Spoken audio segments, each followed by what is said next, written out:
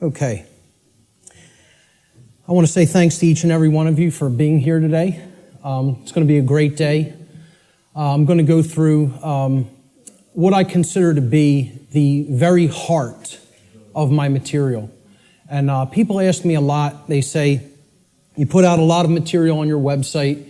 What is the main thing? If you had to tell me the main thing that I should check out if I check out nothing else that's up there, what would it be? And I always tell them the same thing. It's the material on natural law. If nothing else, that's the material that you need to understand deeply. So that's what we're going to be covering here today in an extended presentation format. I want to go through a few things before we actually get started. So I call this section Before We Begin. And the word begin is actually important here because that's really what this presentation is actually about. It's initiation. This is an initiation into really, really deep, esoteric material that has been hidden from humanity for millennia. So I just want to ask people before we get started, how many of you are new or relatively new to my work? By a show of hands, please. That's excellent. This is great. That is great news. I am so glad to hear that. Okay? What I actually didn't want is to come here and talk to a bunch of people who are already totally familiar with my work and have already heard it. So this is great. Okay? How many of you here today feel that the human condition and life on earth for humanity right now is tolerable just the way that it is? By a show of hands. That's also pretty good because if that was the case, I was going to say, there's nothing for you here today. There's the door. Okay? So that's good, that we're all hungry for change. One of the big complaints I hear about my work, when I check in on forums or something or read some YouTube comments, many people will say, there's nothing new here. I've heard this before somewhere else. This person covers this. I've read this in this book. Well, ladies and gentlemen, I have news for you. There is nothing new here. I am not going to present anything new. I am not going to present anything that has not actually been in existence and will continue to be in existence. I'm not making up new material. I call myself, I would refer to myself, Art said it the other day, actually yesterday when we were having dinner. He said, I consider you an aggregator of material. And I love that term. I love that description of what I do. I am an aggregator. I bring things together into a tapestry and then help to explain it in simple and easy to understand terms so that people can readily absorb it, take it in, and then do something with that information. So you will not be seeing or hearing anything new here today, okay? As the old saying goes in all of the old mystery traditions, there is nothing new under the sun. And what that phrase actually means, many people don't know what that phrase means. It means that the truth, it is singular and eternal. Truth has always been here among us, and it will always be here. It is our perception that must be aligned with it. So there's nothing new you're going to hear today, okay? These are eternal truths that have always been here among us. Another aspect I want to cover before we get started is about my presentation style. This is another thing that I get a lot of complaints about, and it's something that I have no intention of changing. Okay? My presentation style has been described by some as extremely intense and at times even combative. This is a word many people will use to describe my presentation style. Some of you here today are very likely to be angered by some of the things you may hear me say during the duration of this seminar. And I say, so be it. That's okay. If you get angry, that's okay. The fact of the matter is that truth itself, by its very nature, is belligerent. And I'll actually be putting up a quote to that nature later on in the presentation. The reason truth is belligerent is because it actually is at war. It's at war with the lie. It's at war with deception. It's at war with mind control. So truth can be belligerent. Many people don't want to hear it when they first encounter it. So I tell people all the time, I don't do this. I don't present this information, okay, to be liked. I don't do this to make friends, okay? I'm not interested in making a whole bunch of new friends. If it happens, that's great, okay? But that's not the reason I do what I do. I don't do this to be popular. I don't do this to make money. It's not a popularity contest. Telling people many things that they don't want to hear is not going to make you popular, or it's not going to make you a whole lot of new friends, okay? So those aren't the reasons I do what I do. To be honest, and I tell people this, and sometimes they get upset by just hearing this, I don't even really want to do this, okay? I don't want to do this with my life. I don't want to do this with my time, okay? As I already know, understand, and live the information I'm going to present.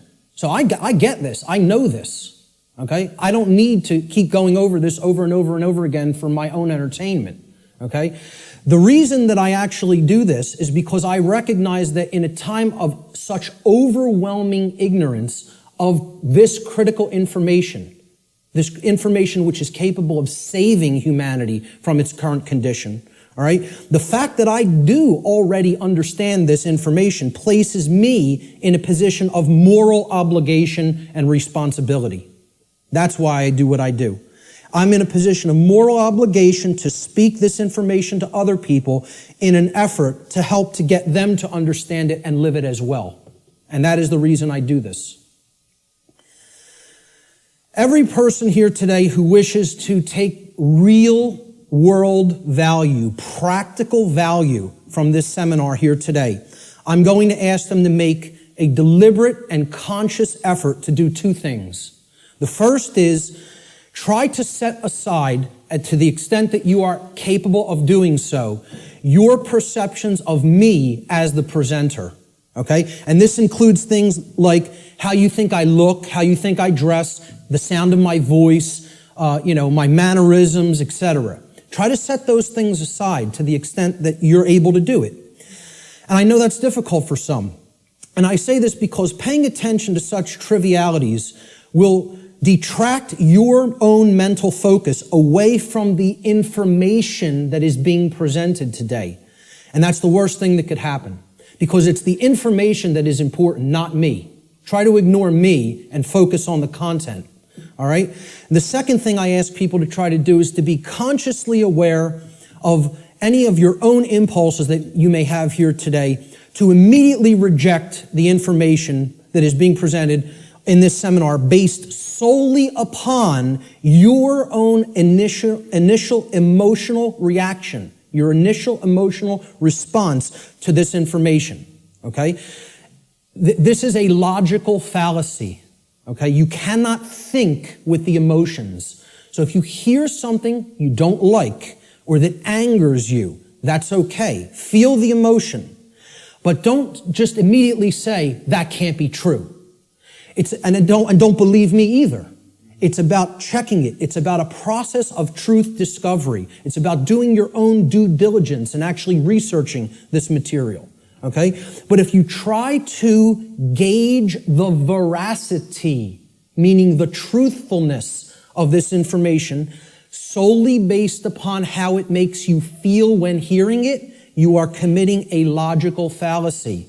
Okay? So I ask people to try as much as possible to suspend immediate reactions of disbelief. Okay, and saying, no, I don't want to accept that, no, it can't be true, based on how something may make you feel that you hear today. That's very important to keep in mind. And lastly, this information, the entire seminar, is a tapestry. Okay, it's like pieces of a huge jigsaw puzzle. All right? It is meant to be seen and taken as a whole in its entirety. Now, I know I'm asking a lot here too, because it's going to be a long day. Okay? And my goal here, my work here, is to keep your interest and your attention and your focus throughout the entire course of this seminar. And that's a challenging thing to do. But what I'm asking people is, you have to try to see it as a whole. Because if you took the time to be here, and you gave a monetary donation to be here, I'm highly recommending that you stay for the whole duration of the seminar. There's a reason for that. You're only going to get the full tapestry, especially if you're new to my work, by hearing this information in its entirety. Okay? So if you don't do that, you'll probably not recognize the patterns, which is what this is all about. That's what this day is all about, pattern recognition. Okay? that are inherent to this tapestry of information. And more likely than not, you'll have wasted the time that you took to be here today and wasted the money that you spent to be here today. So I don't want anybody to waste their time and their money and their attention, and I don't think you do either. So that's why I'm asking people, stay for the whole thing. You'll get the maximum value out of this seminar if you stay for its duration. So with that having been said, let's jump into the material. This presentation is called Natural Law, the Real Law of Attraction, and How to Apply It in Your Life. And I emphasize that term, real law of attraction. Many people will be familiar with the New Age variants of the so-called law or laws of attraction. And this is going to differ quite widely from what people have heard in the New Age community and in the New Age movement regarding what the law or laws of attraction are. These are the real laws of attraction you're going to be hearing today and hopefully understanding today. So let's start in. The first section is about teachability, the teachability of the student, okay?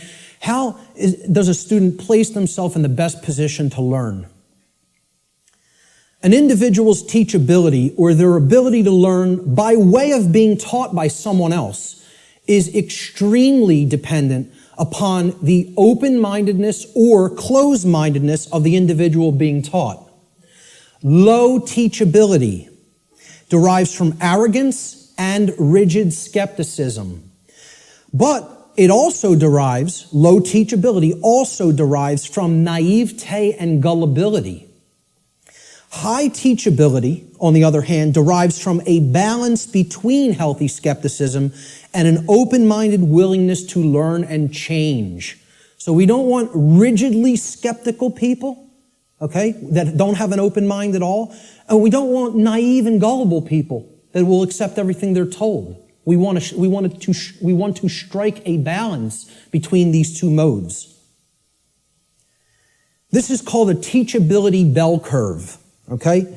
And down here is the mental state of the student, whether they are, and it goes from arrogance, cynicism, skeptical nature, a teacher, a student, and then up to being trusting, then being gullible, and then being outright naive. Okay, so that's the whole spectrum of teachability. The best position to learn is up here at the top of the bell curve. This means you will learn the most if you are here. And that means you're in the balance between teacher and student. It means that you're somewhat skeptical and you're also somewhat trusting. It means that you're able to hold a proposition in your mind without accepting it or rejecting it immediately. It means you will consider the information with an open mind, okay, somewhat trustingly, but also somewhat skeptically. All right? That's going to be the mental state we want to attempt to keep during the duration of this seminar, and therefore you will be in the best position to learn. Of course, as we already said, the poorest positions to learn, the things that, if you're in these mind states in arrogance and rigid skepticism and naivete and gullibility, you're not going to take very much away from this seminar. Okay? So we want to remain at the top of that bell curve if at all possible. Human beings should consider with great care where their information comes from, the source for the information. And this is because by refusing to present certain information and by influencing people to dismiss, to dissuade them from looking into certain information because they're telling you that it's unimportant or unnecessary to consider, many modern institutions like media, like so-called education institutions, are seeking to actually control human perceptions, or let's call it outright what it really is, to control the mind, okay? And therefore, to limit what human beings may even come to understand, and therefore by limiting what they are coming to understand, they're actually limiting what they're able to do, what they're able to change, what they're able to create in the world, okay? So you have to be skeptical of where your information comes from. And that's why I tell people at the very beginning in my lectures, do not believe me. The worst thing you could do is believe what I'm telling you. You need to look into it for yourself, and most of all, you need to do personal introspection to really feel inside of yourself whether this information resonates with truth. Everybody has that intuitive capacity. That also has to be turned on and engaged and used. All right? If anybody is coming to this seminar from the perspective of modern, organized, institutional bodies, meaning political thought, political agendas, political organizations, religion, religious thought, religious organizations. I'm talking about organized religion here, okay? What I call scientism. Not real science, but scientism. Science as set up by institutional bodies to be rigidly skeptical belief systems that blot out anything that could possibly say anything to the contrary of their pre-existing beliefs. I call that scientism. Okay? And of course, the New Age movement, which you could group that in with religion. It's just it's for those who don't fall into the religious mindset. This is an alternative religion proposed for them, and they call it the New Age movement. And I tell people, please don't think this is going to concur with any of these belief systems, with any of these boxes for consciousness. This presentation is going to shatter these boxes. It stands outside of all of these because these are limiters for perception and thought. They want to place everything in a box, say nothing outside of this box is fit for human consumption, so do not go there. And as a result, they act as a mind control influence. The other and biggest limiter of the human perceptions and the mind, and ultimately of our behavior, is money itself. If you want to talk about the biggest religion, if these other religions aren't big enough and powerful enough for you, there's the one that is the ultimate power in the world, the ultimate religion, the God of this world, if you will. Okay? So what I'm basically saying here is if you're already in a mindset approaching the, let's call it the discovery of reality or the exploration of reality from any of these perspectives, you will be sorely disappointed here today by what you're going to hear. Because the information here falls well outside of any of these institutional limiters for consciousness. Okay? The requirements for creating change and the role of knowledge. Let's talk about these concepts for a moment. Human beings everywhere say that they want certain things in their life. And they say that they want certain things to be present for all humanity. Okay? We say we want certain conditions to be present for ourselves and our species as a whole. And we say we want things such as happiness, health, peace, prosperity, freedom, etc. And all these things are great things to aspire to. And we say we want them. Most people will say and tell you we want these things. All right?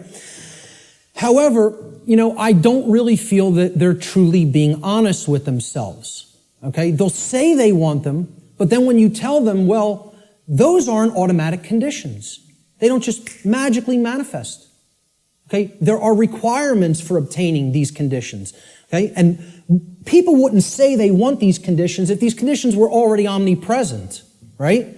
They're saying that they want something because they don't have it at all, or at least in fullness. Right? So, when you tell them there's requirements for obtaining them, many people will say, oh, well, I may not be willing to go there. I may not want to exert that much effort. And they believe that somehow they're going to magically get these things. Right? Well, this is what the real laws of attraction are about. It's explaining conditions that you want don't just automatically manifest by thinking of them or just having a feeling about them. This is a New Age deception. There are requirements for obtaining the conditions that we say we want. Requirement exists in nature. It does exist. If you want something to be different than the way that it already is, than the default conditions, then requirement exists. If you're okay with things being the way that they are now, requirement doesn't exist. There are no requirements to creating change. You just accept the default conditions the way they are now and go on with your existence and accept it's going to be this way and possibly get worse. But if you want real change to happen, requirements exist. And this is what many New Age teachers will not tell you, or they'll outright deny that requirements exist for creating real change. Specific requirements exist in order for human beings to obtain the conditions that they say they want. If the requirements for obtaining those conditions are not met, those conditions do not just magically manifest by magical means automatically. That's not how it works, folks. And that bursts a lot of people's bubble right off the bat. This is a key concept to understand. So what are these requirements? We need to know certain things. Knowledge is required. Knowledge. Knowledge that will spur us to action. That's what's required. Okay? Since human beings as a species do not already have the things that they say they want, and again, at least not in fullness. If we want to split hairs, we could say we have a modicum of what we may say that we want, but we don't have it in the fullness that we will say that we want it, especially societally, globally. Okay? So since we don't already have these things, it follows logically that the knowledge of the requirements to obtaining these things, okay, either must be absent. The knowledge is not present anywhere. Or if it is present, if that knowledge for obtaining those things, the requirements for obtaining those things, if that knowledge is present, then it must be willfully being ignored. It is here, and yet people aren't paying attention to it. They aren't taking it in and accepting it and doing anything with that knowledge. So they're ignoring it because it's uncomfortable. As long as this knowledge continues to remain either unknown or ignored, the manifestation of the desired conditions that we say that we want is impossible. Cannot happen. It is an impossibility for it to magically, automatically manifest without the requirements being met. And that's what we're going to talk about here today. What are these requirements? What is this knowledge? This knowledge is occulted, meaning hidden. Okay, now, how many people here came here today thinking that they were going to hear information about the occult by a show of hands? Okay, about half the room. Good. Okay, for the rest of the people, that may come as a shock. But what you have to understand right off the bat is that the word occult, it's simply derived from Latin, the Latin adjective occultus. Occultus in Latin means hidden, hidden from sight. And it's derived from the Latin noun oculus, which means eye. Okay? The word ocular in English means related to the eye or related to sight or vision. So what the occult is something, it is a body of knowledge that has been hidden away for a specific reason. And we're going to get into what that reason is.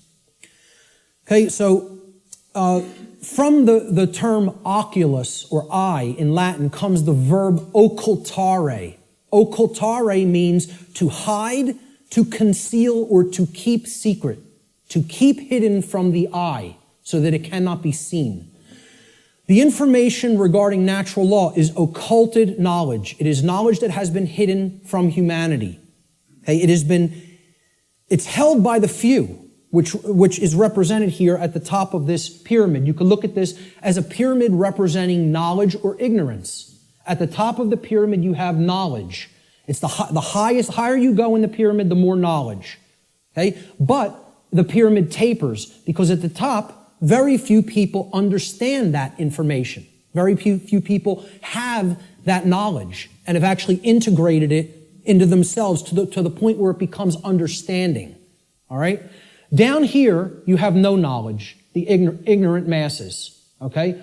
And up here, you have the people who are in the know, right? Who have this knowledge about how natural law works and are actually using it for a certain reason. We're going to get to that next, what that is. So please, as you go through this seminar, please keep in mind, if I ever use the term occult, all I'm talking about here is hidden knowledge. That's what it means. Occulted knowledge is hidden. Now, why would anybody want to hide knowledge that is extremely important? Well, there's a very specific reason. All right? But before we even get to that, we have to talk about what is this occulted knowledge? What is the body of knowledge? What does it comprise? When I'm saying the occult, the knowledge of the occult, what do I mean by that? All right? Occult knowledge constitutes two things. There's two general bodies of occult knowledge. In the actual mystery traditions and in occult schools, they talk about these as arcana. A-R-C-A-N-A. Arcana. The word arcana is also Latin. It means knowledge. Okay? That's all it means. So there's two bodies of knowledge. There's one body of knowledge in the occult called lesser arcana. The lesser arcana or the minor arcana. This means the knowledge of the microcosm. The knowledge of the small things. Okay? It doesn't mean it's less important. It means it's dealing with the individual units of consciousness. The human psyche, the psyche of the individual, okay? So the first major body of occult knowledge constitutes knowledge of human consciousness, how it works, how it operates, what our motivations are, things like that, okay? The second body of occult knowledge is called the greater arcana or the major arcana, all right? And again, this doesn't refer to that it's more important. It refers to, it is the macrocosmic understanding, the understanding of the very large laws of nature that govern the macrocosm, okay? So universal laws are part of the greater arcana of occult knowledge. And what I call here today, under the umbrella, the term natural law, falls into that second category of greater knowledge, the greater arcana of occult knowledge, okay? And what these natural laws are unseen and universal spiritual laws. We could talk about the word natural here too. Natural is derived from Egyptian and other Middle Eastern tradition languages, okay? The word neter in Egyptian, which would have been spelled without vowels, if we transliterated it, it would be N-T-R in English. Neter means spirit in Egyptian, in ancient Egyptian. The suffix al, even in English today, but if you go back into Arabic languages and ancient Middle Eastern languages, al as a suffix actually means of or related to, or having come from. Okay? So natural, if you put these root words together, neter and al, right? It means of or related to the realm of spirit, of or related to God, actually. The word neter also meant God, spirit or God.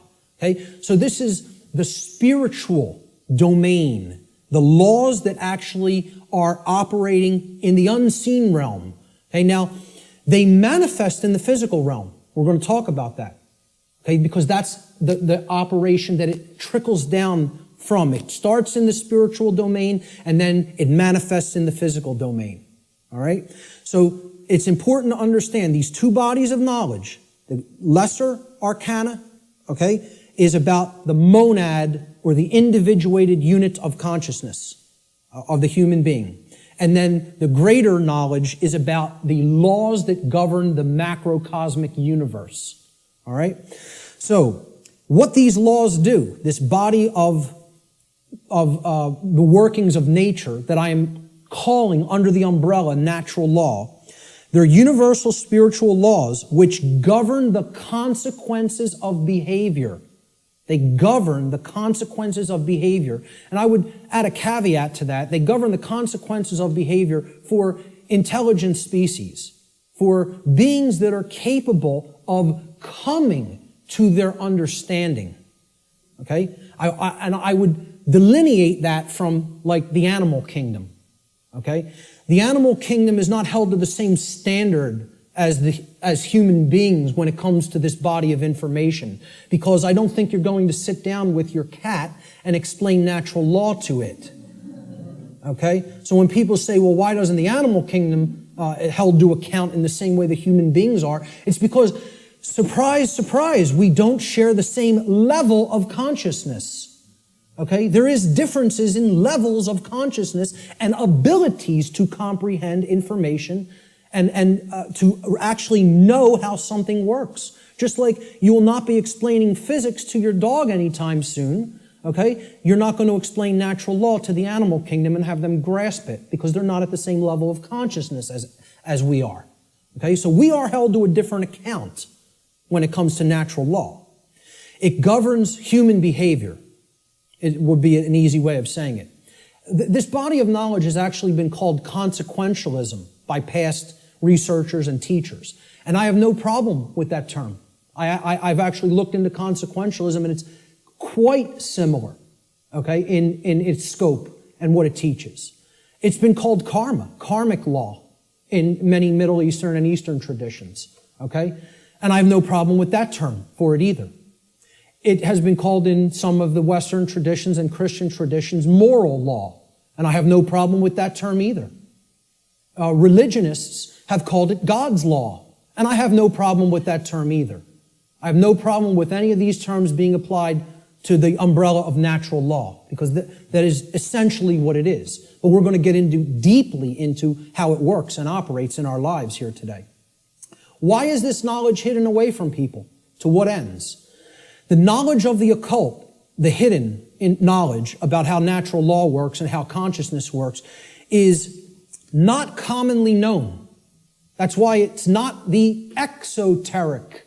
It's not given to the masses. It's the esoteric. It is reserved for the few.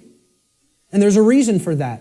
It's been deliberately hidden away and kept from the general public in order to create and maintain a power differential. Because if someone else is an extreme level of knowledge, and they know how something works, like something as trivial as how human consciousness works, how human motivations work, how human perceptions work, how human beings can be manipulated. If somebody has deep knowledge of that information, and there's a whole bunch of people over here who have not one iota of how that works, what kind of a number do you think somebody can do on people like that? See, the way I ask people to look at this is real simple. Imagine a very, very, very advanced psychologist at the top of his field, wrote all the textbooks, okay?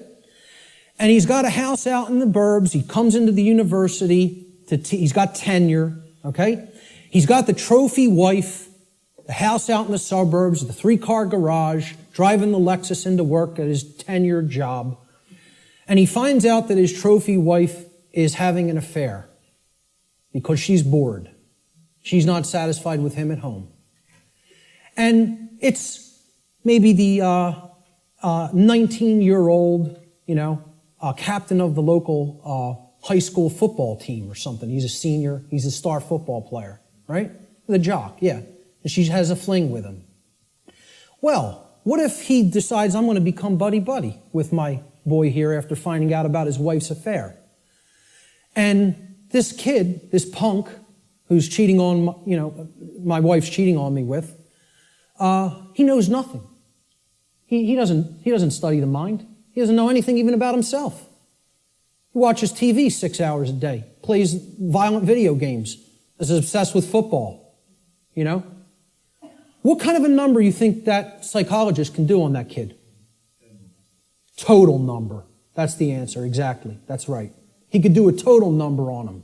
He can gain his confidence, he can get into his head, and I guarantee you give him a little bit of time, he could screw up his life based on what he knows and how he would be able to manipulate based on his hatred of that person. Well, guess what? That's the position humanity's in. We're that punk jock. And I'm not saying we necessarily did something to deserve it, but we're in that same position where the people with this knowledge at the highest levels, they hate us. And they're doing a total number on us because we don't have this knowledge. And until that changes, don't expect the playing field to be leveled. Expect it to get worse. Okay?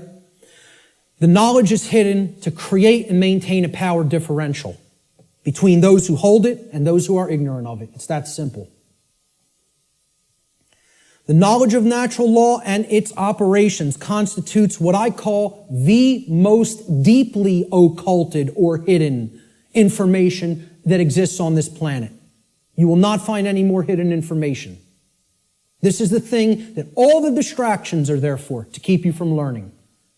The endless trivialities, the nonsense you hear on the news, all the video games, all of the nonsense television, the sports, it's all there to keep people from understanding this. And I can't get you to accept that or believe it, and I don't ask you to believe it. I'm telling you that's what they're trying to, from my years of being inside occult traditions that are very, very dark. I'm telling you, this is what they don't want you to know. From firsthand experience. How many people here today know that I was involved in the dark occult in my past? Good. Great. Okay. The powers that be want to seek to keep this information hidden from the people of the earth at all costs, because understanding this information about natural law will level the playing field and put an end to the currently entrenched systems of control that are operating on the earth. We should very clearly make a distinguishment between nescience and ignorance so that people fully understand the difference between these two concepts. How many people even have heard the term nescience? Very few. This is a word that has practically been sanitized from colloquial English, practically been sanitized from the English language. And there's a reason for that too. There's two contexts to not knowing something. The first context is nescience. Okay? Nescience comes from the Latin. The prefix ne in Latin means not or not present or absent. Okay? And then scio, sciere in Latin means to know. It's where we get the word science from. Okay? So you put them together, and nescience, it actually, those two roots form another word, nesciere. Nesciere in Latin means not to know, to not understand. But there's a connotation to it. It means to not understand because the specific information that you may be having a desire to understand is completely absent. It is not present, and you cannot actually aggregate that information. You can't bring those pieces of grammar together to form the sentence. Okay? It's not present. Okay? So you don't have it at all. It's unattainable. This should be clearly delineated from ignorance. Now, nescience is not someone's fault.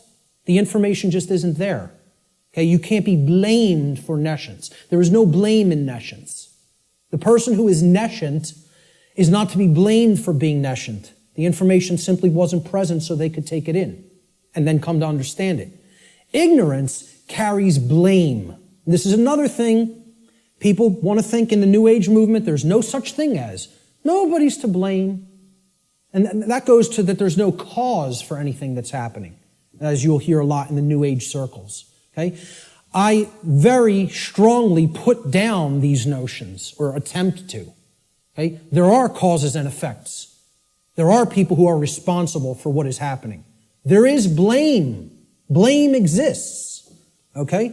There are people who are culpable. We're going to talk about moral culpability later. So ignorance has blame attached to it and responsibility attached to it. Okay? It comes from the Latin verb ignorare in Latin. And this means not to know, just like nescience means not to know, but in a completely different connotation.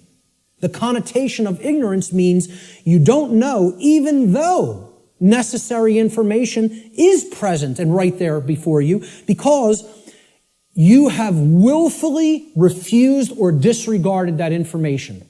Whether you've refused it because it made you feel uncomfortable, or whether you disregarded it because you felt that's not important for me to know.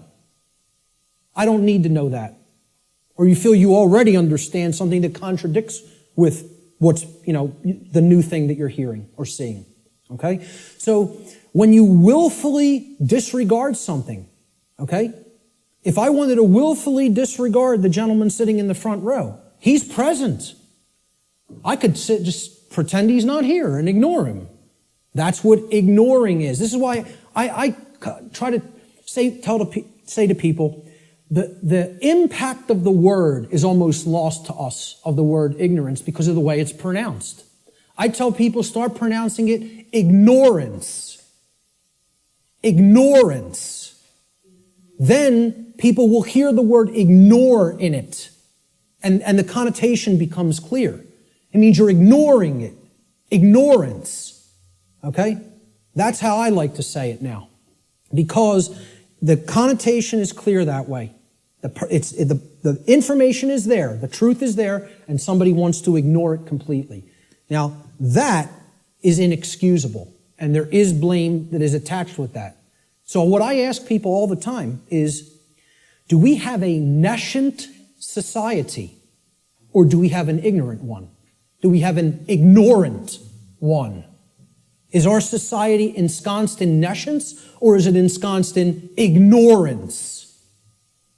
I would argue absolutely that we are ensconced in ignorance in society, not nescience. I think we are drowning in information. I think we are drowning in the truth that is all around us.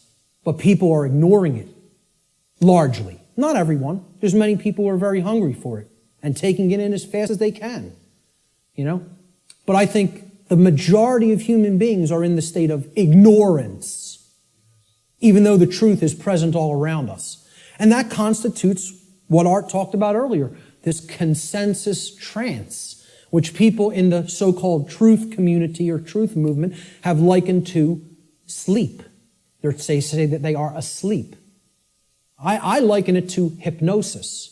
If you look at the origins of the word hypnosis, right? It means suppressed knowledge. It comes from Greek. Hypo means under, as in hypodermic, under the skin. And gnosis means knowledge. The suppression of knowledge. Hypo means suppression also, under and suppression. So hypnosis is the suppression of knowledge. And that's the state that these people are in. And it's done by themselves. It's not, see, we have to stop looking at this as a victim relationship. This is a willful choice. In a time of overwhelming information available at people's fingertips, the truth being ignored is not an option. It's a willful decision that people are making. And it's a decision that they should be held accountable to because of what is going on, that they are ignoring, what they are allowing to go on in their name and not saying a thing about it.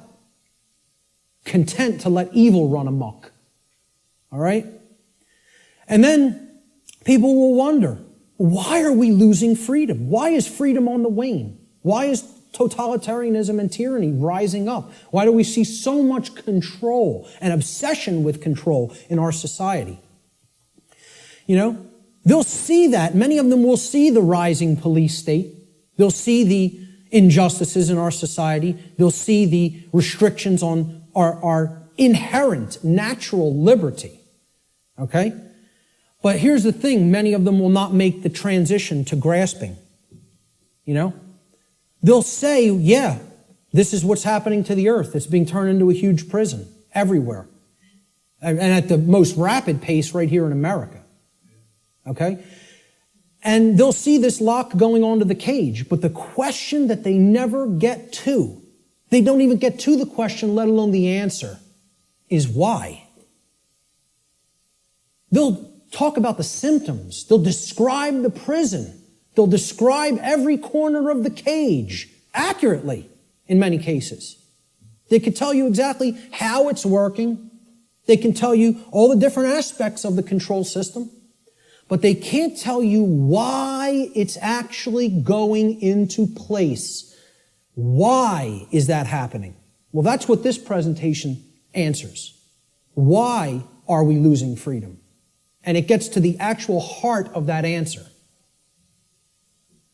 So what this presentation constitutes is a master key that unlocks all the locks to all the doors on all the cages in the prison, if it is accepted. And once again, I don't tell you that belief is required for that. Because truth is always present. It's always here. It's a matter of will we perceive it as being present, acknowledge it's present by stop ignoring it, okay, and then accept it into ourselves, and then do something with it. Understanding is not the end. Taking in the knowledge and understanding it is the beginning. Action is required. See, knowledge is required, understanding is required, but then action is finally required. Above all, if change is to be created. And that's how the laws of attraction really work. So, will people as a whole, as a society, accept that master key? I can't answer that question. All I could do is try to place it into their hands. After I have taken that key and unlocked my personal prison, my personal cages, and freed my mind, all I can do is try to help people to see, here's how this key works. Here it is. Here's the information that constitutes that key. And here's how you put it to work in your life. That's all I can do. Can't make anybody take it. Let's look at what problem solving entails, because that's really critical to understand if we're going to get past this stage and where we're at in our stifled evolutionary development as a species. There's a few main steps to solving problems. Any problem. Doesn't matter what the nature of the problem is. The first is you have to recognize that the problem exists. Recognize that there is a problem to begin with. And I think by asking the question, is everybody content with the way things are? And nobody raised their hand. I think that's great because it at least acknowledges to me the people here today recognize we have a problem. And that's healthy. That's good. Okay? Many people out there don't believe we have a problem. You know, they like this place. They like the world the way that it is. You know, which is unfathomable to me, because to me it's a living hell. And that's not because of how my own personal life is going. I'm very content with my own personal life. I have no self-inflicted suffering in my personal life. I don't create problems for myself. My life goes on very well according to how I live it without hurting anybody else. The problem is other people. And that's another thing the New Agers won't acknowledge, and they'll flip out if you say that there's a problem with someone else. There are problems with other people, okay? And people will say people in glass houses shouldn't throw stones. My glass house has been taken down long time ago, because I went through all that personal introspective work. And I dug deep into my subconscious and faced those problems and confronted them head on and healed them. And came out of the mindset that I was once in. Okay? So, you know, people will say, if there's something you don't like, you're seeing in other people, that's something in yourself that you're seeing in them. This is New Age mumbo-jumbo nonsense, okay? If you're not part of the problem, I'm not part of this problem. I can say that honestly. I'm not part of this problem. I can look at every single person, anybody who's watching this, and say, I'm not part of the problem that's happening on the earth.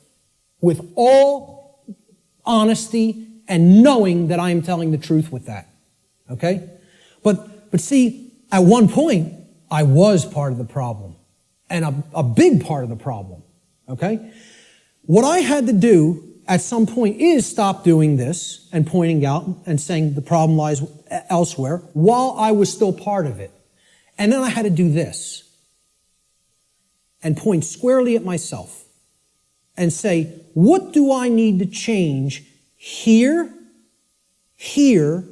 and finally here, in the guts, in the courage. You know, people will say, yeah, change happens in the mind, it happens in the heart. But lastly, it happens in the guts. We need to generate what I call the heart, mind, guts. Okay? You got to care enough to know and then put it into action. The heart, mind, guts. Okay? That taking action is the most important step when it comes to creating change. And we're going to get to that in a moment. But the whole point here is I had to look at what I needed to change about myself in my thoughts, my emotions, and my actions, and then change those things in myself. This is what most people want to run away from. They want to say, yeah, I want those things that I say I want to magically to be present in my life, but I don't want to do those things that require self-change in how I think, in how I feel, and in how I act. I want it magically to happen without changing those things in me.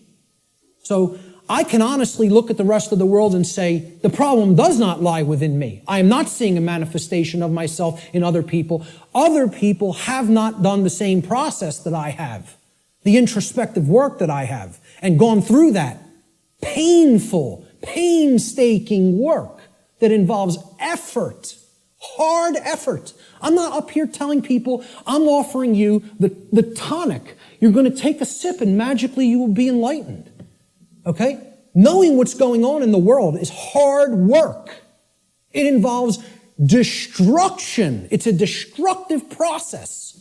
It involves destruction of belief systems. It involves completely breaking down barriers that are in your head. Okay? Hardly anybody wants to do that work. People want to run 1,000,000 miles an hour in the opposite direction from that work. Anything but that. I'll take the grave instead of that. Okay? That's where most people's heads are at. All right? So let's get back to the steps here for problem solving. The first is you got to recognize that there's a problem. If you are in denial, good luck. Let me know how that works out for you. Because you're not solving any problem in a state of denial at all. Fear-based denial of the problem must first be dealt with and conquered and stamped out. And you have to acknowledge how bad it is. You know? People feel symptoms coming on of a disease or something and they want to ignore it because they don't want to believe I'm sick. I don't want to believe I'm sick. I don't want to believe I have a problem. Then you're waiting. You don't get it diagnosed and then it turns into a much bigger problem, which is where we're at as a society for ignoring this information. This is what denial looks like, symbolically. Okay? A person with their head in the sand like an ostrich. And please take note, ladies and gentlemen, when you're in this position, when you're in the position of denial with your head in the sand, you're on your knees with your ass in the air. Okay? And I almost say it's amazingly synchronistic that the human body was designed like that. That in order to put your head in the sand, symbolically, so to speak, you have to be on your knees. Okay? And that's where most of our society is at. They're on their knees. And in that state of denial. The second step to problem solving is to recognize that the symptoms that are being displayed, the symptoms you are seeing, are merely effects of underlying causal factors. You can't treat symptoms and solve a problem. It's not possible. That's not how problem solving works. You have to get to what caused the problem. Okay? Instead of simply treating symptoms, make an accurate diagnosis of the causes of the problem. So what does the word diagnosis mean? Diagnosis comes from Greek. The preposition dia, transliterated there in the parentheses, you see it in Greek script. Okay? It means through or by way of.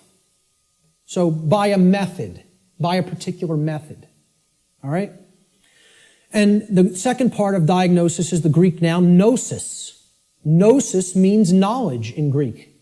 So what a diagnosis means is through knowledge or by way of knowledge. You're going to solve the problem by way of knowledge. There is knowledge that acts as the requirement to solving the problem and getting what you want.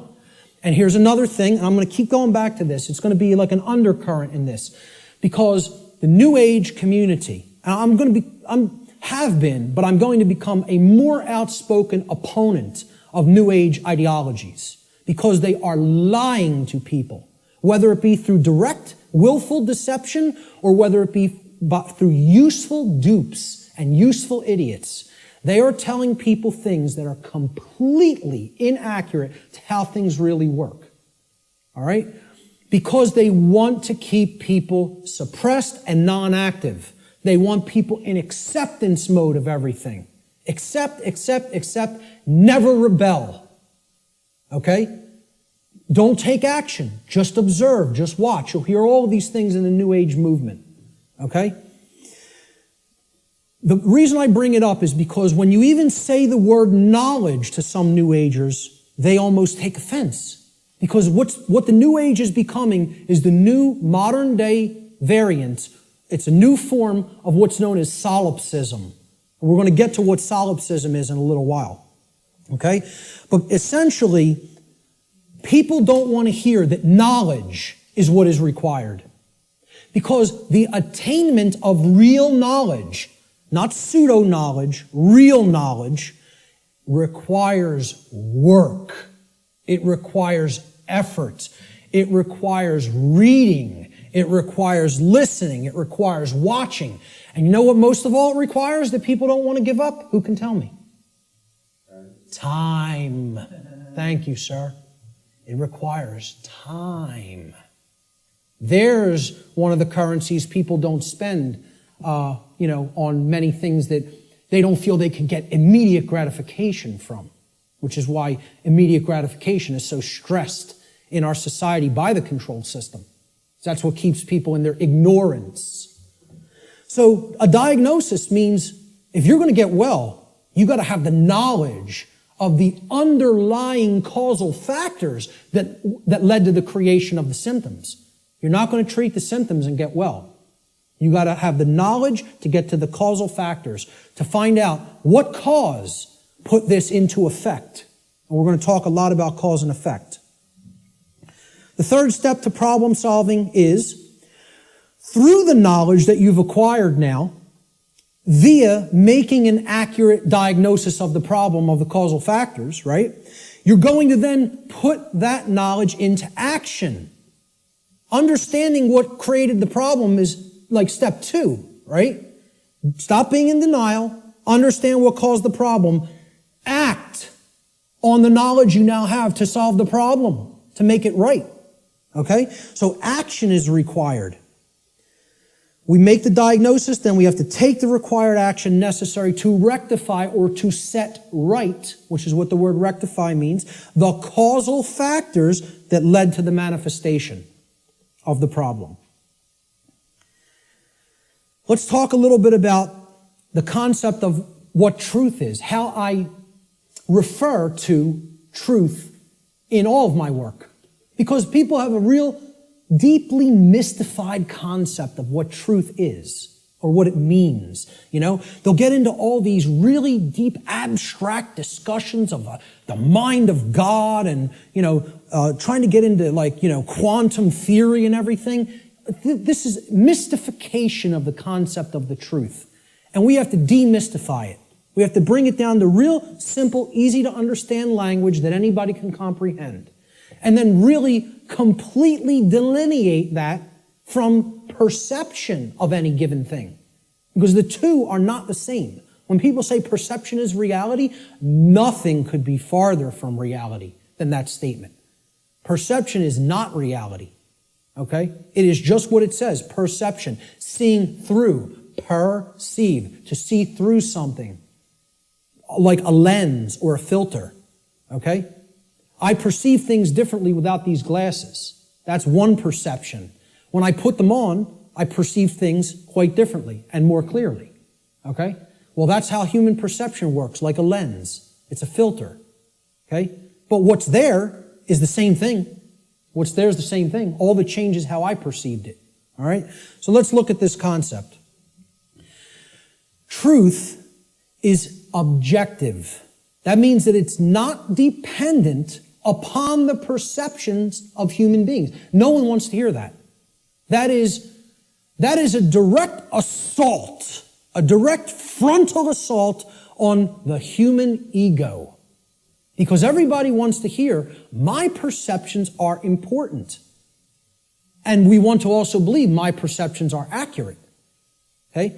Now people will say, well, what makes you say your perception of this topic is going to be accurate? That's because I went through the process of having to admit over and over and over and over and over again, endlessly, how wrong I was about my former perceptions. I went through that destructive process of breaking down my former belief systems, of breaking down my former emotional patterns, of most of all, changing my behavior.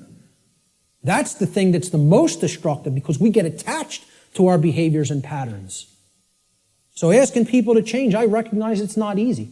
It took me probably about 8 years of my life to do it. Most people don't want to spend a minute on creating personal change, let alone 8 years. And, when I look at myself, in all honesty, again, none of this is to sound egoic or to toot my own horn, but I look at it like I was a mild case of ego entrapment, a mild case compared to where I see other people act. I feel like I was the, very brittle stone that just needed to be hit with a chisel a few times and it broke into powder. Other people are hardened granite or diamond. To break them down is going to take enormous effort and work. And most of them don't even want to do it. They're so calcified, they've been so compressed into that hardened state that they don't even want to start. So I realize telling people your perceptions are not what really matters, that truth isn't based upon how you perceive things, that it's independent from your perceptions. Most people don't want to hear that. They don't want to hear that. Human beings' perceptions are capable of wavering. They can waver slightly from the truth, and they can waver wildly from the truth. All right? What truth is that which does not waver. It doesn't move. It's that which is. It doesn't matter what anybody thinks about it. It doesn't matter whether anybody believes it. It doesn't matter whether anybody knows it. It doesn't matter whether anybody sees it. It doesn't matter whether anybody wants to see it. It's there. It's always been there. It's always going to be there. Nothing anybody does can change what has happened. Can anybody change what has already occurred in what we call in the thinking of linear time, the past? Not one person here is capable of doing that. Let me tell you something. Not one being in the entire manifested universe is capable of doing that. Because that which has already occurred is set in the record of the universe. Nothing can change the past. Ever. Great movie on this. Watch the new movie, The Time Machine. Not the original 50s version or 60s version. The new one. I think it came out in late 90s or early 2000s. Okay? This movie got crushed in reviews. Crushed. Whenever reviewers crush a movie and give it the worst ratings, go see that film. Because I guarantee you there's very important allegorical concepts that you need to understand embedded in that film, and that's why the reviewers crush it, because they don't want you getting any ideas, This movie got crushed in the theaters, and I'm telling you, it's one of the best films to understand the concept of the absolute impossibility of changing the past. The past cannot be altered. You know what can be altered? The future. That's what that movie's about. And you know where the alteration of the future begins? In the present moment. That's exactly right. That's the only place it begins. Okay? So what truth is, the demystified concept of truth, is it's simply that which already exists. It's that which has happened in the past and is happening in the present moment. The truth does not exist in the future. When we get to those future moments and it's the present, truth will be existent then, but not until. Okay? So there is no such thing as truth in the future. Truth is that which has occurred in the past and that which is occurring in the present. It is simply that which is and that which has been. Please recognize when I use the word truth, that is all I'm talking about. I'm not talking about the mind of God. I'm not talking about the entire reason for the existence of the universe. I'm talking about the events that have taken place in the past and are taking place in the present. That's all. And guess what? That's all the truth is. It doesn't need to be any more complicated than that. Okay? You want to make it more complicated than that, call it something other than truth so as not to confuse people to what truth really is. Truth versus human perception. Okay? Now, I want to ask people to imagine, see these white lines? Imagine these white lines that do not waver as truth. And imagine that the perception that is set against the truth, we're going to take three different individuals. This is individual A, this is individual B, this is individual C. Okay? Their ability to perceive what has occurred and what is occurring is what I would refer to as consciousness. Okay? Consciousness is a being's ability to recognize patterns and meaning with respect to those patterns. Meaning you have an accurate understanding of what's taking place within and around you, or you have an inaccurate understanding of what's taking place in and around you. If your consciousness is high, meaning it's at a high frequency, okay, that means you're going to have more of an ability to understand and recognize the patterns. If your consciousness is low, you're at a low frequency, you're going to see the pattern less. You're not going to accurately perceive. So I liken this to a waveform. In simple, physics, a wave, this is a simple sine wave, okay? It has its crest here and its trough here, okay? And then the pattern repeats, goes up to the crest, down to the trough, and it repeats over again.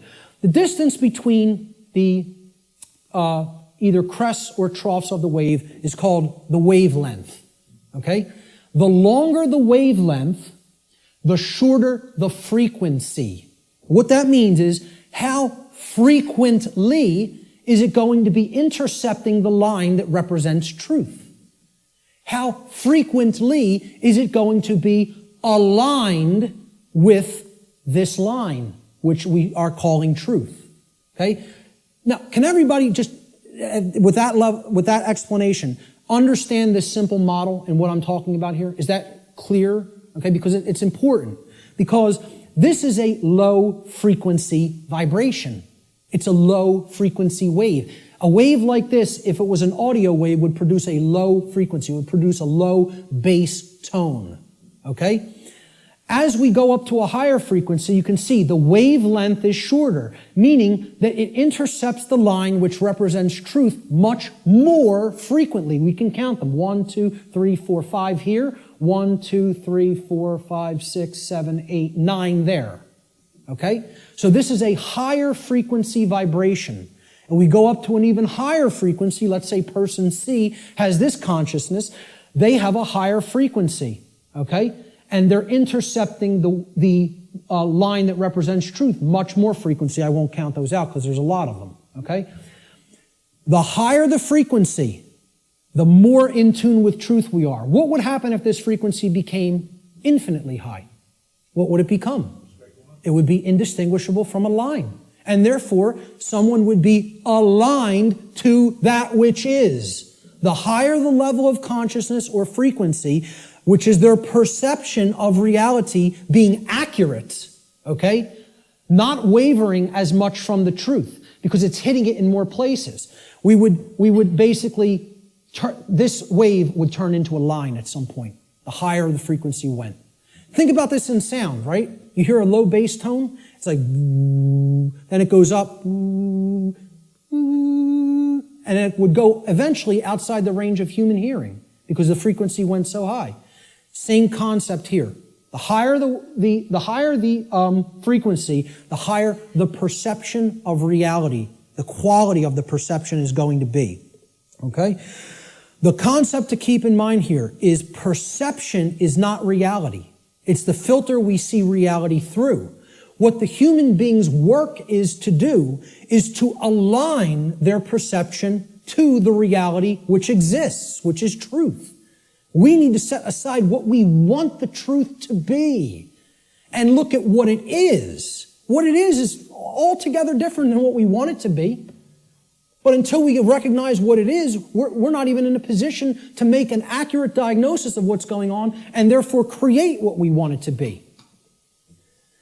So I'm going to give the first quote here. It comes from a gentleman I personally greatly respect. How many people are familiar with Travis Walton, by a show of hands? Hardly anybody in the room. Wow, 2 people. Amazing. And I know Barb is in the back because we've met him personally. I spoke with this gentleman at a conference last year in 2012. And I just want to say, I just think he's a totally genuine individual. I don't care what anybody thinks of me saying that. Okay? I believe him. Do I know factually that what he claims happened to him did? No, I do not. But I believe what he is saying for a reason. when I am around somebody, especially for any length of time, I think my intuition is good that I can get a feel for their heart. Okay? And when he's telling you stuff, it's very consistent. And in his book, he asks people, you need to listen to my whole story, suspend your disbelief for a minute, and then do your research, and then make a judgment call. Do you want to believe me? Do you think I'm telling you the truth? Do you think I'm lying to you? And then make up your own mind. Okay? And who Travis Walton is, he was claims that he was an abductee, that he was taken on board an extraterrestrial craft at a point in his life. He disappeared for days. They were out looking for him, and his best friends were accused of murdering him. And he shows up 5 days later in like deplorable conditions, out on a country road someplace. But anyway, again, I spoke with him back in 2012. I just bumped into him again. We were just at a conference. I'm bringing this up for a reason. We were just at a conference in Philadelphia where he spoke. And this quote, I feel I would start, if I was going to quote somebody, I was going to make this like the first quote in the presentation today. Travis Walton says in his book, which is called Fire in the Sky, he said, I have come to realize that the biggest problem anywhere in the world, the biggest problem anywhere in the world is that people's perceptions of reality are compulsively filtered through the screening mesh of what they want and do not want to be true. Now, when I read that in his book, I got chills up and down my spine. Because I said, this meshes exactly with what I'm talking about in my section, in my presentation called Truth versus Perception. And he's encapsulating it in a sentence perfectly. All right?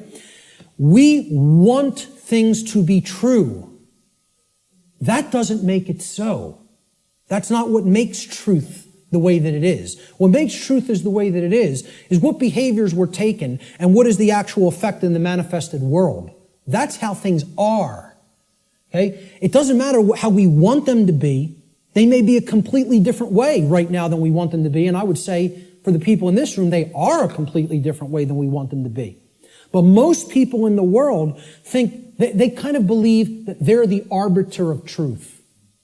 And that's a bad place to be in. That's a very, very low level of consciousness. To think that if I don't believe that it's this way, it's not this way. Many people are trapped in that state of mind. Okay? Now, the reason I even bring this up and included Travis's quote here is at this conference that we were just at a couple of weeks ago. Okay? I didn't speak at it. I tabled at it. A woman came up to my table and she picked up my New Age Bullshit DVD, which is available here today in the back. And she said, "What's this about?" With a real skeptical look. And I explained, well, it's a 7-hour extended video podcast that has many, many slides, okay? I gave a shortened version of it at the Free Your Mind conference in Philadelphia. And this is the extended version that goes deeply into the deception of the New Age movement and how it is a religion that is designed to suppress the masculine side of the personality, which is the side that actually takes action and creates change. Okay? And that's, of course, pushed by the sacred feminine, which is care and creativity, and compassion. Right? Both need to be present. We're going to talk about that here today. But I said this is about the suppression of that masculine energy. And that's what the New Age movement is about. The suppression of the masculine. Right? So I said what the New Age religion wants to teach people is just accept everything the way it is, no matter how unjust it is, no matter how deplorable the conditions are, no matter how much evil is taking place in our midst. Accept it. That's the New Age religion. And here's what she said. That's exactly how I am. I just accept everything. I don't make any judgments on anything that occurs, no matter what it is, no matter how it's perceived. You want to perceive it as evil? That's your judgment. I said, yes, it is my judgment. You know why? Because it's evil. It really is. There is such a thing. I said, and you're content to let evil run amok and take this whole world because you don't want to act. Because what's really there is cowardice. That's what it really is. Okay? And she didn't want to hear that. She said, I prefer not to see it that way. Now, align this with the quote. I prefer not to see it that way. Okay? And I hope by some miracle she happens to see this presentation at some point. Okay? And, you know, in hindsight, I didn't say this to her on the spot, but I thought about it for a little bit the next day. And what I should have really said is, no, you prefer not to see, period. That's the truth. Okay? So I prefer not to see it that way means, no, I want to ignore reality. I want to believe what I want to be true is the way that it already is. And this is what the New Age hoax is peddling to people. Okay? So, great quote that I thought accurately sums it all up. See, this woman also told me that she is a follower, quote unquote, of the New Age ideology that is referred to as the Course in Miracles. How many people have even heard of this? A lot of people. Okay? You know what that is? It's called solipsism, wrapped in a nice, neat new package. Solipsism. How many people are familiar with the ideology called solipsism? Good. More than I would have thought. Most people have never heard of this. Okay? Solipsism is a completely egoic and destructive ideology that has absolutely no bearing or resemblance to truth in any way. And the people who are solipsists are mentally ill. I'm not even going to provide any evidence of that. I'm telling you, you need to research this religion and sickness for yourself. It's a mental illness. A solipsist is a mentally ill person who should probably be somehow removed, segregated from society, and institutionalized until they are made well, because they are a destructive influence on society. This is what I focused on podcast number 1 of my podcast series and radio shows.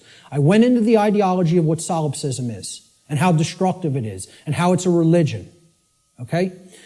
What this is, well, first of all, let's look at the word. And you'll notice I'll be breaking down words all day long.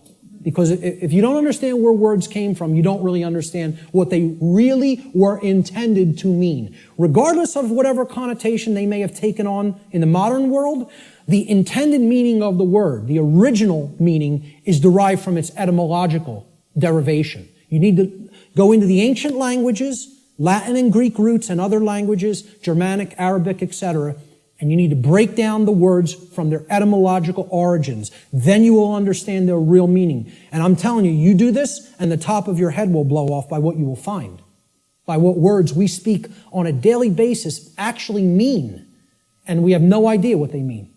Okay? So the word solipsism comes from the Latin adjective solus, which means alone or one. And then the Latin pronoun ipse, which means self, myself, etc. Okay? The ideology of solipsism is that nothing exists outside of me. I'm the only being that exists in creation. Or essentially, it's another way of saying I'm God. Okay? That my perception is the only real perception and no one else is here. Now imagine that. Now, what I'm essentially telling the audience here today is your perceptions are not the truth. You have to work to align your perceptions with the truth. That's damaging enough to the human ego, okay? If I just said, none of you exist, I'm only perceiving your existence, I'm the only one who exists, imagine how egoic that statement is, and actually how demoralizing it is to other people. You're even telling them, I don't even consider that you exist. That's what a solipsist is. They believe the universe is a big illusion created somehow for their amusement. And that there's no objective reality that you don't exist, you don't exist, you don't exist, you don't exist. I'm the only one who exists. And that's not mental illness. We don't diagnose that as mental illness. Okay? I don't care if you want to accept the notion everything is one. I personally accept that notion. I do accept that we are all one. That doesn't mean you're not existent in the physical domain right now as I'm talking to you. Of course we all exist here. We are in the physical domain. Okay? The whole point is, these people want to believe the entire physical domain is such an illusion that nothing that takes place in it matters or has any significance and should just be watched and nothing should be done to change it. And let me explain what this is, folks. When I was a Satanist, okay, and I was working inside the Church of Satan and other dark occult organizations, they have a set of sins, believe it or not. They don't look at them as sins in the same way that, religionists look at sin. But they have the things that, these are behaviors and thought patterns that should not be engaged in by the dark occultist themselves, by the magician, if you will. You are not to engage in these behaviors, but we are to peddle them to other people. We are to get them to engage in these behaviors. Okay? You know what the first one is? No, it's not. That's the second or third. I think it's the third, if I'm not mistaken. I don't have the list handy. But the first one is stupidity. That's the first satanic sin. Okay? For the dark occultist. But they want other people in deep stupidity. They want other people in deep ignorance. The idea here is we will know it all. We will know the truth so that we can control others and keep them a dumbed down herd. Okay? There's a bunch of other ones, but I think the second or third is solipsism. Solipsism is one of the biggest sin for Satanists and dark Luciferians and dark occultists. They don't want any of their membership believing in this mental illness nonsense. Okay? But they want to propagate it and peddle it. They want to do that. And they told me personally, higher ups in this network told me personally when I was working with them, wait until you see the New Age books that our membership, will be writing, or either writing ourselves or putting into the hands of useful dupes to write and put out there. We'll be giving them the idea, they'll write it for us, put it out there as their own idea. And they said, we are going to propagate and peddle solipsism like you have never seen. And you know what? When they say something, they do it. I'm serious. They're aligned. Their act is together. They act on the same page. And for that, I have respect for them as an enemy. And I don't take anything they do lightly. I recognize they have the will. They're not like the rest of humanity. They align their thoughts, their knowledge, with their version of care. It's not like our emotionally based care, but they care about what they're doing, and then they act. And when they act in concert, and they get it done. Okay? I'm not saying, I agree with any of their agenda, because I don't, and I'm trying to stop it. But I have respect for their unity. They are unified and on the same page, and humanity is not. And that's why, in all honesty, we're having our rear ends handed to us in this spiritual battle right now. At least right now. Solipsism is the ideology that only one's mind is sure to exist. Solipsists contend that knowledge of anything that is outside of one's own mind is unsure, and hence there is no such thing as objective truth. Okay? No such thing as objective truth. And therefore, nothing about the external world and its workings can actually ever be known. Just think about that statement.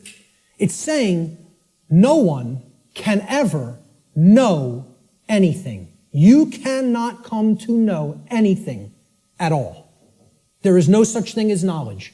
So what I would say to somebody who's following the quote-unquote Course in Miracles, or a Course in Solipsism, or a Course in acceptance of all forms of evil in this world, is you can't know anything by reading the Course in Miracles, because nothing can be known. Why would a solipsist ever pick up a book? Why would a solipsist ever watch anything, any video? Why would a solipsist ever engage in a conversation with another human being? Tell a solipsist you can't know that you're going to fall off that cliff, so why don't you go try to walk over it and see what happens? Because you can't be sure of anything. They won't do that, though, you know? The whole point here is this is a religion. This is a New Age religion. And I'm telling you who it's peddled by. It's peddled by the occultists who have the knowledge of how natural law works and are trying to put out whatever ideologies they can, destructive ideologies they can, to get people not to understand it. Or to even go so far as to believe that nothing can be understood. Why would you bother to look into natural law? Nothing can be known. It's unbelievable that anybody would be so gullible and naive to fall into this mindset. Let me just tell you what it really is. It's a person who has given up on life. They feel that it's so difficult to know anything and they don't want to do the work to come to that level of knowledge that they've just said, I don't believe it can be known. That makes me feel more comfortable in my ignorance and laziness. That's the truth about what solipsism is. Okay? And that's the truth about my friend I bumped into at the MUFON conference. And I'd say that to her face. Okay? So, we have to realize we're battling this force. This religion is on the rise. Solipsism is on the rise. More people are becoming solipsists or solipsistic in their beliefs, in their thought processes. Let's look at some basic definitions and working definitions. Now, first thing we're going to define is definition. Let's define what a definition is, okay? A definition is an exact statement, a statement of the exact meaning of a word, all right? We're looking for an exact meaning, not a connotation, not a maybe or a like or a somewhat. We're looking to narrow the focus. That's why it definites it. It makes it finite. We're taking it not infinite, we're finiting it, we're making it finite, okay? We're actually limiting through words what something means so we can be clearer about what we're saying, okay? It's an exact statement or description of the nature, scope, or meaning of something. Another way we could look at a definition when we're talking about visual or audio definition is it's the degree of distinctness or clarity of an object, image, or sound. Okay? So, why do people buy HD TV sets? They want higher definition. They want a higher clarity of the picture. Okay? If you have high definition audio, for audio files, they won't accept anything but high definition audio. Because in comparison to low def audio, the clarity of the sound is very good. It's much better. Okay? So that's what definition is. It is all related to clarity. When we use it in conjunction with words, it means the clarity of the meaning is amplified. Okay? And when it's with a picture, the clarity of our vision, of the ability to see what the picture is, the information in the picture is amplified. And same thing with sound. The more accurate the definitions that we have for words or concepts, the better our clarity of meaning and therefore our understanding of those concepts, words or concepts will be. So definition simply means clarity of meaning when we're applying it to words and concepts. So therefore, let's define natural law.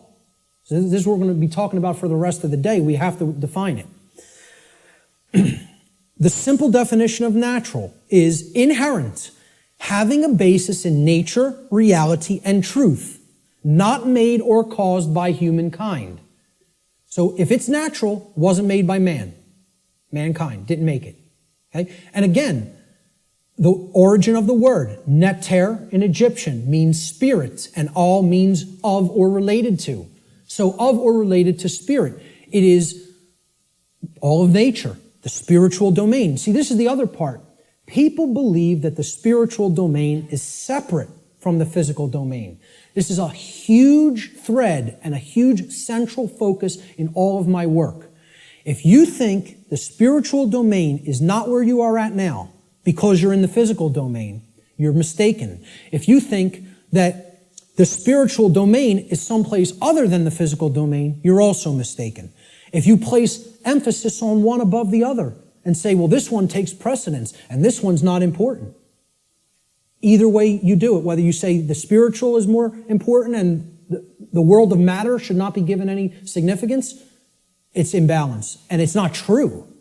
Okay? Or if you say, hey, like scientism does in many, left brain scientism, the material world is all that there is. This is just a dead mechanized clockwork called the universe, and it happened by accident for no reason.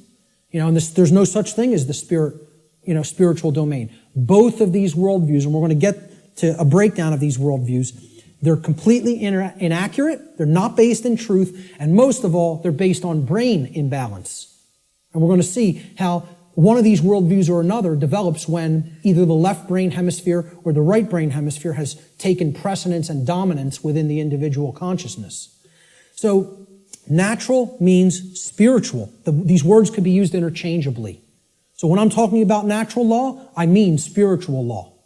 Unseen spiritual laws. But overall, the dictionary definition of natural is it's inherent to nature and it's not made by man. The word law the definition is an existing condition which is both binding and immutable. So let's look at each one of these words. Existing. It means that it is present. It is present. Okay? It cannot be just ignored and expected that, that doesn't make it true and it's not going to have an effect. It's there. It's present. That's why it's a law, that it's in operation. That is in operation. It is binding. Binding means it has an effect. It means it doesn't matter whether you believe that it has an effect. It doesn't matter whether you understand that it has an effect. It doesn't care.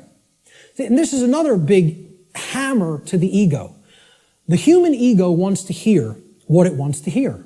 One of the things it wants to hear is the universe cares about you. Personally.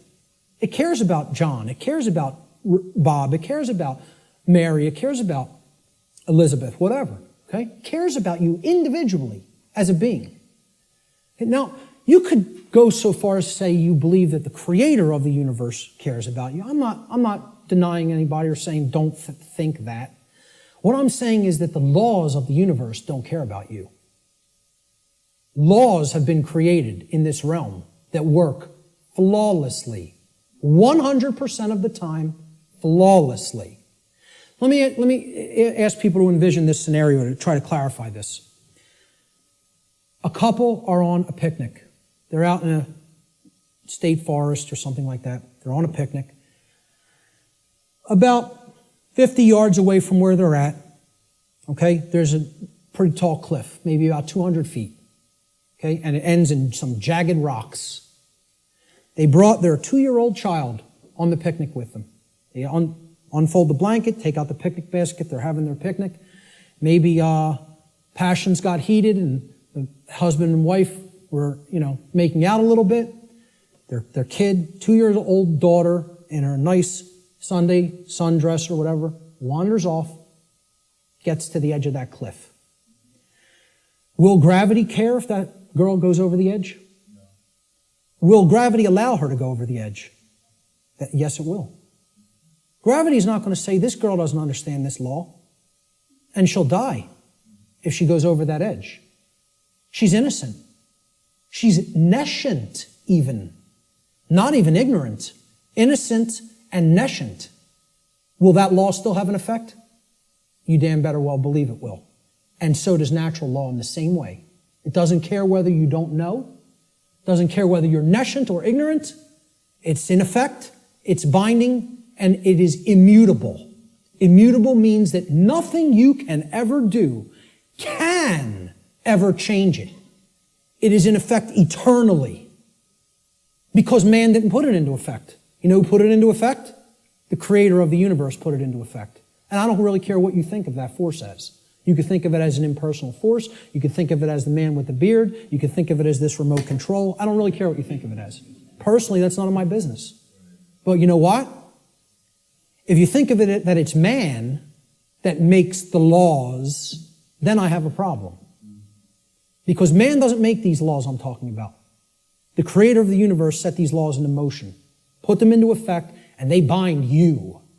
You and I are bound by these laws, whether we like it or not, whether we accept it or not, whether we understand it or not, they're in effect, and you are already creating the reality that we are experiencing based upon interaction with these unseen laws. Already. You're already doing it. You can never not be doing it. That's an impossibility. Okay? You're always creating, co-creating in harmony, in cooperation, I should say. Whether it's in harmony or opposition is a different story. In cooperation with these spiritual laws that I'm going to talk about. You are already creating in cooperation with them and can never not do so as long as you exist in the physical domain. Okay?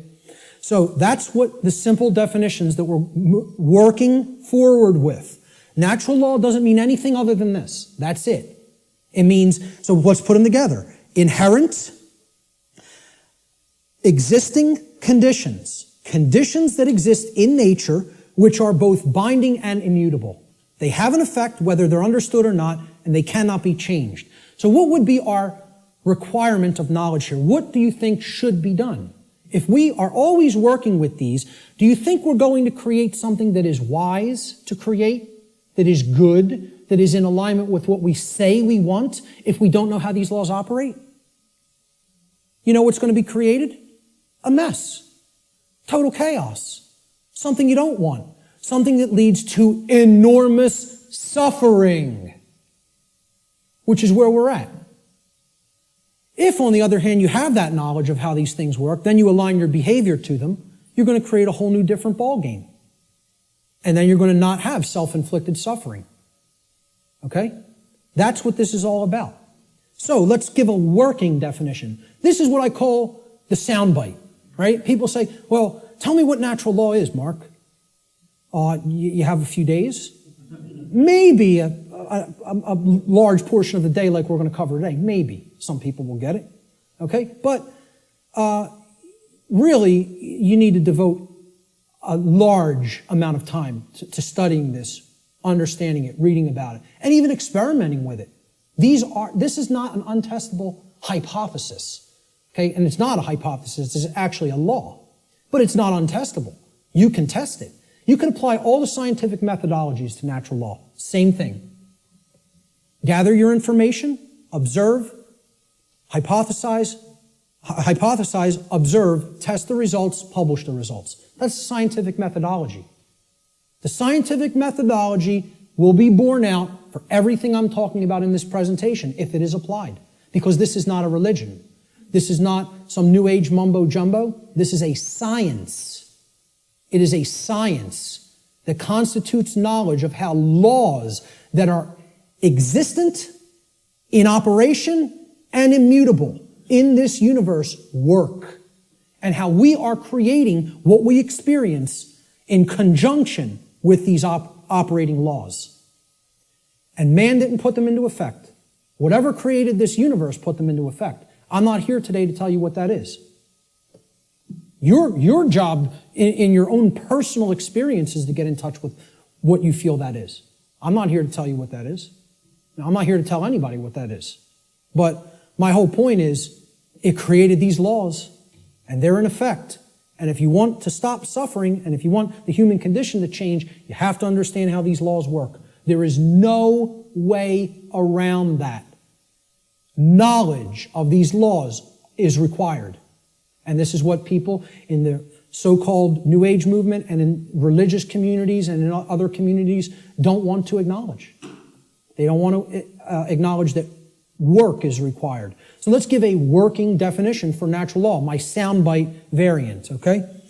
I tell people who want the 6 o'clock news edition of what natural law is, okay? Natural law is universal, non-man-made, binding, and immutable conditions that govern the consequences of behavior, and specifically, at least on this planet, human behavior. I would say in the universe, it governs the behavior of all intelligent beings. Intelligent beings. Okay? Natural law is a body of universal spiritual laws which act as the governing dynamics of consciousness. The governing dynamics of consciousness. That's the working definition. Let's look at the dynamics between discovery and belief. The difference between discovery and belief. Because again, natural law is capable of being discovered, understood, and harmonized with. Now, does that sound like a religion? Religion asks people to believe, accept, and do without question. What this is saying, this exists, you're bound by it. The best you can do is to understand its operation like you would understand gravity, and therefore not just walk toward the edge of a 200-foot cliff that is bottomed by jagged rocks. If you're intelligent and you understand how the law of gravity works, you won't do that behavior. Okay? Just like if you're intelligent and you understand how natural law works, you won't do certain behaviors to create a prison for the entire species, for your entire species. Unfortunately, humanity has not reached that level of consciousness yet. They are not at that level of co-creative intelligence to understand how these laws work and then align their behaviors to them. So natural law has nothing to do with religion. It's not a belief system. It's a science. It is a discoverable operation that is already in effect that we can either understand and align our behavior to or remain ignorant of and suffer as a result of that ignorance because it's already in effect and already has a binding effect upon you and your behaviors and everyone's. So when it comes to belief, and anybody that was trying to propagate a religion wouldn't put this slide up here. When it comes to natural law, it works just like gravity. So the clown that's going to jump over the cliff saying, I don't believe in gravity, what's going to happen? Down he goes. Because belief is irrelevant. Because natural law does not care about you. It does not care about you. It is in effect, no matter what you do, deal with it. And people don't want to hear that. And I recognize this. I recognize I'm not telling anybody anything they want to hear. If I wanted to sell a lot of stuff, if I wanted to be real popular, I'd come up here and I'd tell you exactly what you want to hear, and then I'd be making $50,000 a presentation like Wayne Dyer does. Okay? And that is his fee. I know because I've actually had some people speak to his management. That's what a New Age presenter gets. You know what I ask for? 0. I don't even ask for a stipend because I don't even care about fake money. I care about making real money. Real one I. The word money is actually one I. And people don't even have said it 1 billion times in their life and never recognize what they're saying is one I. And it's the symbol of the one eye, which represents spiritual enlightenment, is plastered all over the $1 bill. Okay? Well, this is the one. See, I tell people, I'm a poor man when it comes to the fake money, but I'm very rich in the real stuff. The real thing, I have tons of. The fake stuff, I don't do so well with, and I don't care. It's not what I'm concerned about. I know it's fake. Okay? So I don't ask for a stipend when I present. I tell whoever's setting up the presentation, pay for my travel and lodging. Hook me up with a dinner or whatever. That's it. I'll come out and speak anywhere. Okay? The point is, if I was trying to appeal to somebody's ego and what they wanted to hear, I would tell you your beliefs are very important. Your beliefs shape. And they do shape your reality. In a negative way, if you don't align yourself with truth and you want to stay attached to a belief system because you prefer it over what's real, okay? So when it comes to natural law, I'm not telling people don't believe in yourself. People will say, there's forms of belief that are good. Yeah, I acknowledge that. I understand that. Believe in yourself. Believe in your own ability to come to this understanding of information like this. But I'm explaining when it comes to a law that is existent in the universe, your belief doesn't matter. It's irrelevant. The universe doesn't care what those parents at that picnic whose child just went over the cliff believed. It doesn't care whether that girl doesn't know how gravity works. It's going to have an effect. You act a certain way, like a computer. Boom, you put this in, here's how you program this, that's what has to come out. Invariably. Invariably. It is nothing personal. Natural law is not a personal force. It is an impersonal force. That every single mystery tradition and occult tradition that has actually wanted to share this knowledge with people has been telling people about and attempting to tell people about since time immemorial. It is an impersonal force. It does not care about you. It does not worry or care in the slightest bit whether you understand it or accept it or not. It is in effect, you are bound by it, the end, and stop crying in your milk over it. That's it. No one wants to hear that. And I'm not so naive that I recognize people don't want to hear that I don't recognize that. I do recognize that. Believe me, I realize the wall I am up against in saying this. I get it fully. Fully. If I wanted to blow smoke up people's rear ends, I'd come up here and I'd say, the universe cares about you and what you believe.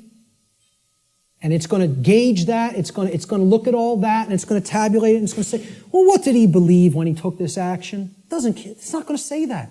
It's going to say, is this what happened? Yes or no? Yes? Here's the result. That's it. Unwaveringly and invariably. The human ego has a hard time with that.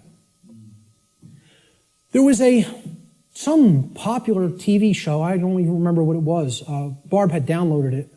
And she was watching an episode, and it said, humanity's greatest fear is that truth is absolute. And I usually don't bother watching any television, okay? I downloaded a couple of shows to watch them because they're allegories, and I want to pick apart the allegory. But I wasn't even watching this one, but I heard it, and my head snapped around. Whoa! That came through a network television show? How'd that happen? Humanity's greatest fear is that the truth is absolute. The ego has a hard time with the concept of any absolutes. It loves relativism. That's another part of the big trap of where we're at. Relativistic ideas, and especially when it comes to morality. We're going to talk about moral relativism. But the concept here is natural law does not require your belief to be in effect, no more than gravity requires your belief to be in effect. Okay? That needs to be understood. Human belief is completely irrelevant when it comes to the existence and operation of natural law, just as it is irrelevant in relation to any of the other laws of nature such as gravity, inertia, momentum, thermodynamics, or electromagnetism. Similar to such other phenomena of nature. The workings of natural law require no belief in order for them to be discovered and known. So what I'm saying is, your belief will not change natural law, but your inquiry into it can lead to an understanding of it. You can develop the knowledge of it if you are willing to open your mind and look at how these laws function. And what we're getting as a result of our disharmony with them. The philosopher Søren Kierkegaard said that there are two ways to be fooled. One is to believe what is not true, and the other is to refuse to accept what is true. Okay? So, believing in untrue notions, which is what religion is, all forms of it, all the 5 religions I posted at the beginning of the presentation. Organized cultural religion, money, scientism, politics, and the New Age movement. There's the world religions, folks. People think of religion as only the cultural religions. No, there's 4 other ones. One's called government and authority, okay? Or politics, however you want to name it. The other one is money, finance. There's another religion. One of them is the New Age movement, and one of them is scientism, which I'm not going to refer to as real science because it is not. It is a belief system and a religion. So what Kierkegaard is saying here is, you could believe things that aren't true, and that will hold you back. And you can refuse to accept what is true, and that will also hold you back. I say these are the only two ways that humanity ever creates self-inflicted suffering for itself. You want to know how suffering is created for the human species? That it doesn't need to experience? We believe what's not true. We refuse to accept what is true. That's why self-inflicted suffering exists in our species. And if we are to become wise, we need to stop doing both of those things, and then we'll stop creating suffering for ourselves. So let's look at consciousness and the human brain. Okay? Because consciousness is an intangible force. Okay? It's something that exists, but you can't really see it. Many people even have a hard time explaining what it is. But there is physiological expressions for consciousness in the physical domain. And the brain is one of them. And of course, people will say, well, don't leave out the heart. Of course, the heart is also very important. Heart has an even bigger electromagnetic field than the brain and is tied into the physiology in an even more complex way than the brain is. But we need to understand the basic structure of the brain to understand the types of imbalances that go on within it that lead to these debilitating conditions within humanity that continue to create suffering for us. And also, what these belief systems do is they prevent the activation of the heart and the actions, of care and action.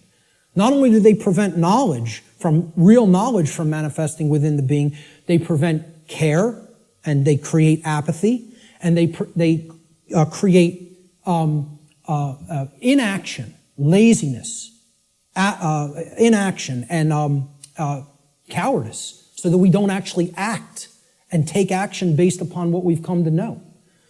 So let's look at how the brain and consciousness actually work.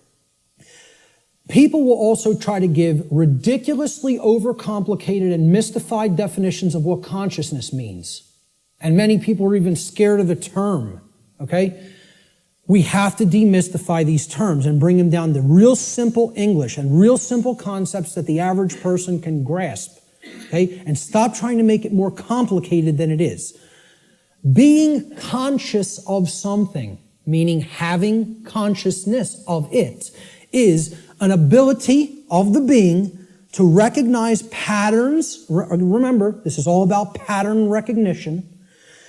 To recognize patterns and meaning with respect to events that are taking place or have taken place, okay, both within oneself, okay, in the inner realm, in the lesser realm, the realm of the individuated consciousness, and in the realm in which the self exists and operates, the macrocosm. So let's break it down, right? Ability of a being to recognize patterns and meaning with respect to events taking place within oneself, the microcosm, and in the macrocosmic world, the world at large. And the events taking place is the truth. So it's our ability to accurately perceive truth of what has happened and what is happening. That's consciousness. That's consciousness. And it's made way overly complicated by people. It's mostly made overly complicated in the New Age movement, again, which I can't stress enough how big of a deception it is. For people, really have to go and check out my work on the New Age deception. Okay? It's on my website. It's in the video section, and it's in the podcast section. And it's a 7-hour presentation. But I'm telling you, it will be as worthwhile for you to check out as this seminar. So, that's what consciousness is. Now, how does consciousness express? There's a difference between what it is and how it expresses in our life. Consciousness expresses. I ask people, just tell me, what are the ways you could ever make yourself known to any other being? How can any other being come to know who you are in this incarnation, in this physical manifestation? How could they possibly come to know you? How could you manifest yourself or make yourself known to them? And there's only 3 ways: thoughts, emotions, and actions. Okay? And I would say speech falls into the line of the combination of thoughts and emotions. And speech is also a form of action. I'm using force to, make the air flow over my vocal cords to make sounds come out so that you can hear what the concepts I'm trying to express. So it is a form of action.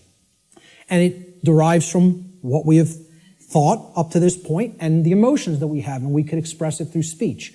So thought, emotion, and action. Thought you have to look at as the creative force that is the expression for consciousness within the individual. Okay? So it's a neutral force. You don't look at your thoughts as masculine or feminine, do you? But you do look at them as creative forces. In order for anything to manifest in the physical domain, it had to first exist as a thought. This computer, somebody had to envision all the parts, how it works, how it's put together. Okay? This camera equipment, the clothes you're wearing, the seats, everything that exists had to first exist in the realm of thought. Had to. By law. Then it comes into physical manifestation through action. Your emotions are a polarized component, you could look at it as. It is a feminine aspect of consciousness. Because other people don't feel your emotions. They could perceive or sense them. You're the one who's feeling the emotions in your physiology. It's an internal expression. You feel emotions inwardly, inside in the physiology. Hence, this is a feminine expression for consciousness. It is something that is not externalized and put out. It is something that is felt within. So the emotions in the mind-body-spirit connection are the spirit in which we do something. Okay, so that's the feminine force or the spirit. Of course, thoughts are within our mind, hence that's the mind component of the consciousness. Then there's a marriage between them. Okay, so you could look at thoughts as the creative essence, which then blends with or marries to the feminine. Now, see, we're getting into a notion that is taught in many different religious traditions. It's called the Trinity. And I challenge anybody, go and look in any of the Trinities that exist, in any of the religions. You can go back to Babylon. You can go to the Indus Valley traditions. You can go to the Egyptian and Cometian traditions, the Christian traditions. Every single religious tradition that has talked of a Trinity, okay, it is always a Father Creator, a sacred feminine figure, okay, of some kind that the Father then impregnates or inseminates in some form. And then from that offspring is born a male child. Always. Okay? What we're talking about here is the Father being the mind, the creative essence. Then the Spirit, or the emotions, being the sacred feminine essence. Okay? Or the Holy Spirit, the emotions. And then the child, the male child, is behavior. It is the active or masculine principle that actually interacts with the physical world to change it. And hence, that is the only way to actually save ourselves. And again, people in religious thinking will immediately attack this and say, you're saying that saving ourselves will not come through faith. Yes, I am. Saving ourselves will only come through action. Action will save humanity. Faith will not do it. So, sorry to again, smash another egoic attachment that people have to religious notions. But these religions are created by the control system. Okay? People don't understand that exoteric Christianity is created by the dark occult, of the ancient dark occult mystery schools. They don't understand where this religion came from because they haven't studied astrotheology. And I'm not telling you there's no good concepts in any religion. I say take all the good concepts and leave the nonsense. Because one of the nonsense is that you need to believe in something to be saved from the current human condition. You don't need to believe in a thing. You need to know the truth. And right in their own religion, there it is. Let me just stay on this for a moment, because in their own scripture, the exoteric Christian scriptures, what is the one prescription that the Christ figure gives to the people when he is asked about freedom? He's only asked about freedom like once in the Gospels, okay? In the words attributed to his teachings. And they want to know what will save us, what will make us free, and what is his prescription? Truth shall make you free. No, that is not. There's something missing there. You're close. What is the actual saying? Know the truth. Knowing the truth will make you free. That's the prescription, even in exoteric Christianity. It's right there in the Gospels. But Christians don't want to hear that because the controllers in the church who came from the dark priest class gave them this nonsense that all you have to do is believe and everything will magically change. Well, good luck with that. When people's behaviors have no alignment with morality, you think your belief's going to change something? Again, let me know how that works out for you. And again, I'm not mincing words up here. You know, I'm telling it like it really is. I don't care who it offends. So, the expressions for consciousness are thoughts, emotions, and actions which are likened to, in the consciousness community, of mind, spirit, and body. And it's a trinity. A Father, Creator, which is the thoughts, the mind, the feminine essence, which is the mother of the Trinity, the emotions, the inward aspects, the spirit. And then they give birth. When the thoughts and the emotions come together, they give birth to action in the world, which is the male child. This is very important to understand. I hope everybody is clear. This is our internal Trinity, which constitutes the expressions for consciousness. Okay? So let's move on.